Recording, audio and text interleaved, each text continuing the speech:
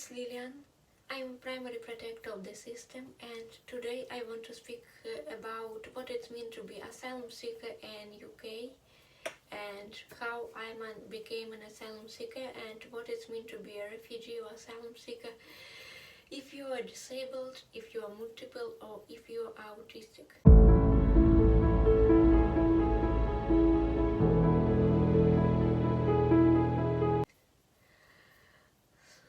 So,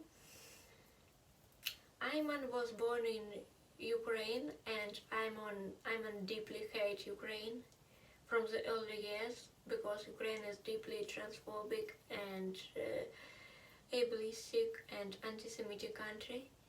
And after civil war in Ukraine started, civil war was a surprise for many people, but not for Ayman, because Ayman, like kids with very strong Jewish identities, had all this hatred in society. So after civil war began, Ayman and their family moved to Russia, to St. Petersburg, and Ayman ran away from their parents' house. Ayman's parents was deeply abusive, and Ayman didn't feel herself safe with them at all. So, sorry, it's a voice Liza, Al-Quraishi and Liza near me, so they just little interrupt me. Ayman just ran away to her girlfriend, Lina, to their girlfriend.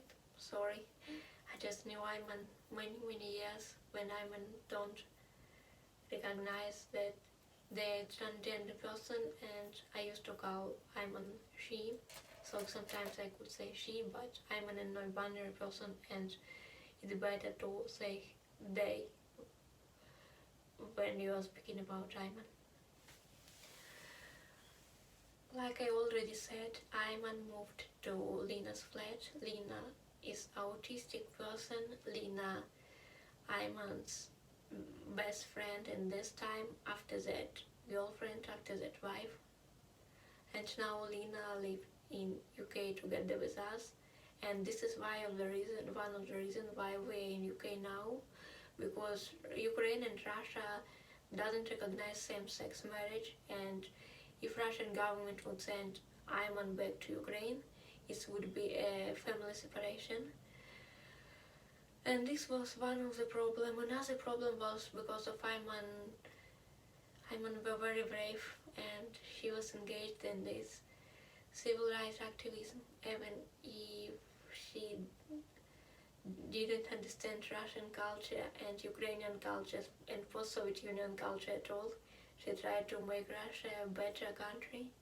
She tried to make Russian society more free. She was engaged in this civil rights activism, in disability rights activism, in LGBT activism, in feminism activism, and for example, one day Ayman was just detained because of the rainbow umbrella, just because Ayman had a rainbow umbrella. Another day Ayman received threats from people who actually kills and tortured LGBT people in Chechnya. Chechnya is the land that occupied by Russia. So it's guys who working for Russian government. And of course Ayman has problem with migration service, and I think someone would make this video about what it means to be refugee in Russia.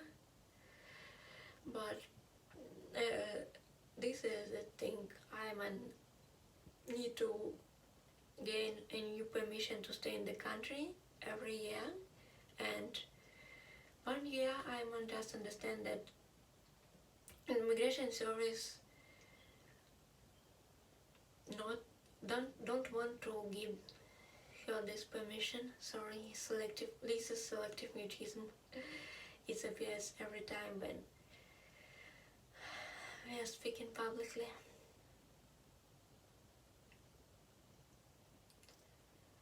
And this topic about how to live in Russia is tricky to Liza, so this is the reason why I now have this problem with speech.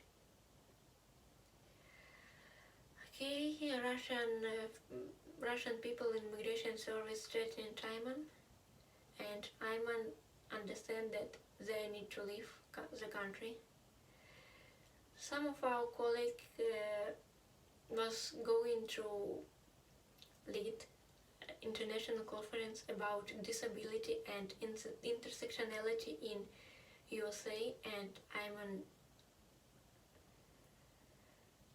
adored USA. USA is her favorite country, and Ayman have friends in USA, and Ayman was deeply hoped that maybe USA would give her permission to stay, so maybe in USA Ayman and Lina could have this asylum, but we are moving to Israel, and after that in Israel we were waiting for American visa, because in Russia it was very difficult to gain this American visa. It was too long line, so we just have to go to Tel Aviv embassy. Okay, we don't have American visa and we didn't gain in this time. Lina and Ayman stuck in Israel without money, without documents. They were asking asylum, but they already knew that Israel don't give asylum to people from Western Europe. They just want more time, because Ayman was trying to find her grandpa Jewish document. They didn't find it, and maybe they would talk about it a little more, what it means to be a refugee in Israel. But now I want to speak about UK, and at first I want to speak about what it means to be, what help you could have in UK if you are a refugee. So we came to UK because one of our friends in LGBT in Israeli LGBT organization gave to us some advice how we came to UK. And in UK we just gave our support letter from Russian LGBT organization in airport. And if you are a refugee, if you want to ask asylum, it's really important to have some paper about you being persecuted. And because on this paper was writing that I'm an autistic person, they made all this procedure more quickly. Ayman was living one day in airport, and it's really important if you need alternative communication. It's really important to, if you have some paper from your doctor, it could be just your therapist, it could be anyone, even if you don't have an official diagnosis, because in many countries it's difficult to have an official diagnosis. But it would be really cool if you have this paper when someone died. This person needs speech accommodation, this person need access to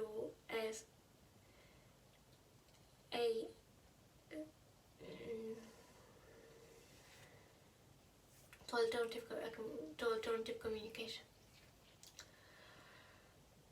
So Ayman didn't have this paper, and Ayman had to speak in her screening interview without any support. They suggest Ayman to have this interpreter, but interpreter in home office, Russian interpreter is deeply transphobic and homophobic, and I think guys in home office just don't know who they are. But we understand, because we understand that Russian culture is homophobic, so people from Russia are homophobic. It's so easy to understand that they're hiring homophobic people, but I don't know why in home office don't know it. I think they don't know it because they were very nice to us. And if you need some medication, and when you stay in airport, you just need to say about it or give paper when you write, I need medication, you can prepare this note before. So Ayman was needing her clonazepam, and Ayman said to them, to people who working in this airport who got in this room.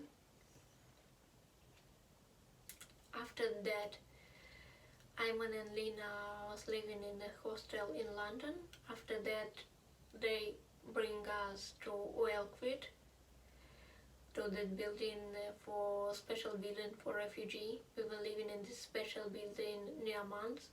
We have a food and we really feel safe. We have never felt so safe in Ukraine or in Russia. And in Russia, it's so many scary stories that in UK and in other European country, refugees shelters are not safe at all. That sorry, I want to say some very nasty stuff, but people in Russia believe that refugee from Middle East raping white women. I know this is fascism, but I just say what it is. So one of the problem was that this building is really safe and people really nice, but the worker of the building don't realize how to make environment more autistic friendly. Lina said that she couldn't understand how to go to this long line for food because it wasn't no official instruction how to do it. You just need to watch other people and repeat their action. And you understand that they could send you to a new place any day. So it's so many time changing. Of course, we wasn't ready. They don't prepare us that they would bring us to Wakefield when we stay in London, and in Wakefield when they said that they would give us new place to stay, it was completely surprise to us to find out that we was going to Sheffield. We really like Sheffield. It's so many trees here, it's so clean air. We used to live in Donetsk, and Donetsk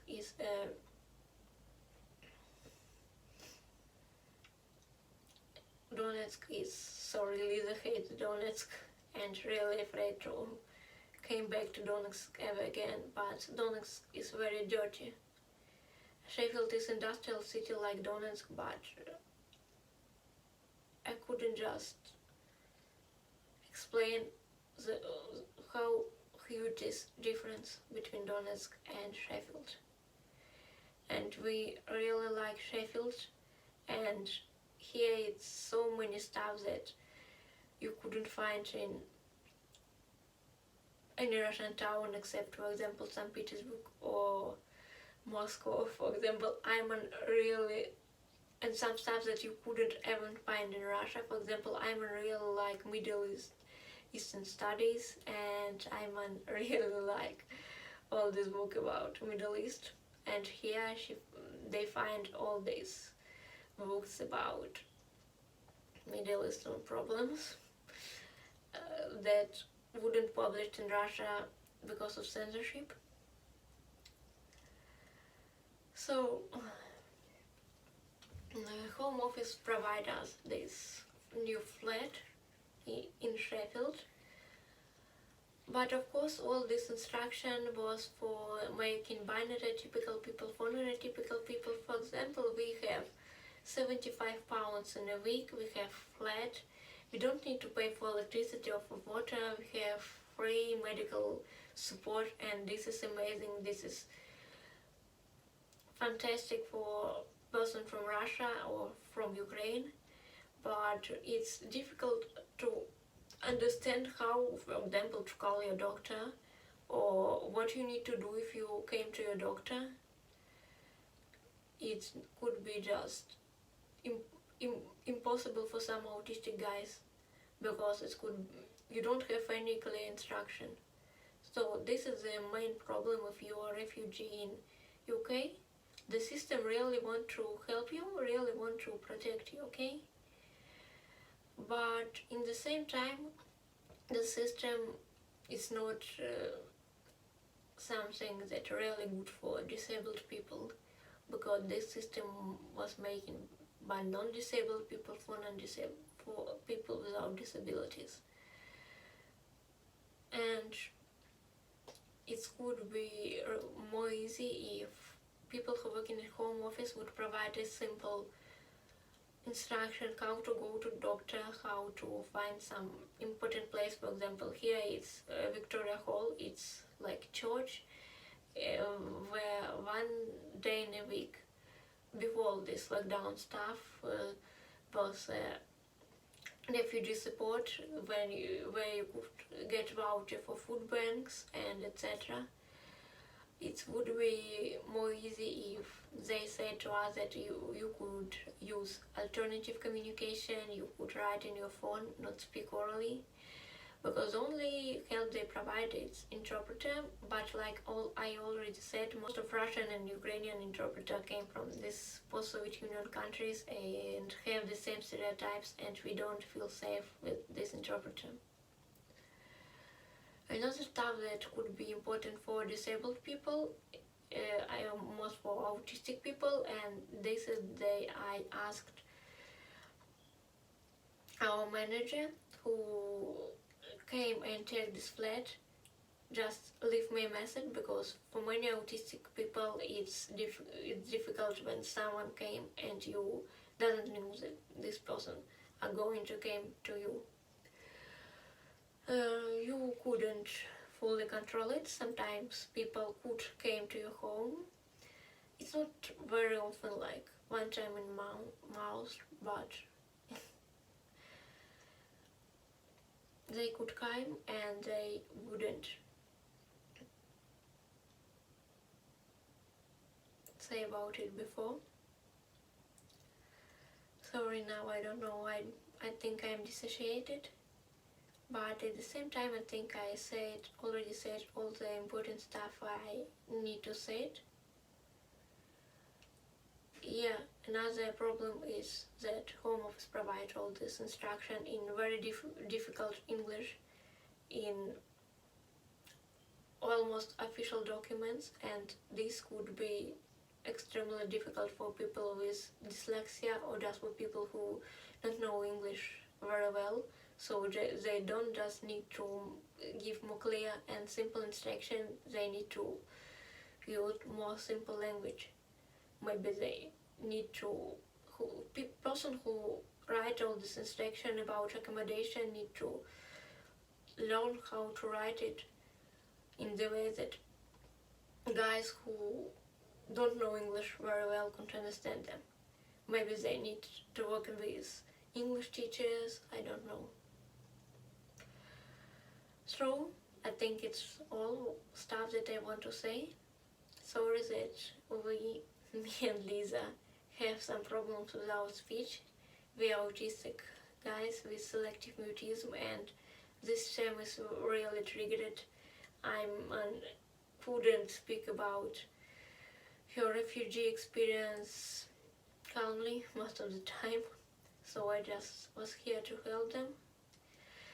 And I hope Ayman would make another video about not just about previous refugee experience, but about all this stuff, how home office programs works, and about main interview and screening interview, and all this legal stuff, all this process from asylum seeker to refugee. Don't forget to subscribe. If you have some questions, you could ask in the comments. Share our video, and bye.